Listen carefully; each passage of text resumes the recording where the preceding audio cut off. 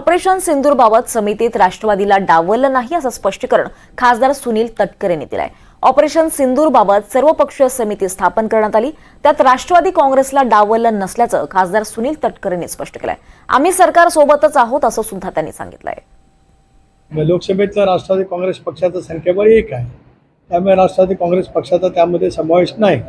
पण समावेश नाही याचा अर्थ आम्ही काय वेगळे आहोत किंवा काहीतरी डावललंय असं बिलकुल आठवत काही कारण नाही। ज्या वेळेला सरकारच्या वतीने अशा संवेदनशील प्रश्नाच्या वरती एक समिती नेमली जात असते, त्यावेळेला संख्याबळ विचारात घेतलं जात असतं, त्यापेक्षा त्याच्यामध्ये काही नाही आहे। राष्ट्रवादी काँग्रेस पक्ष एनडीएमधला घटक आहे, काल होता, आज आहे, उद्याच्या भविष्यामध्ये राहील।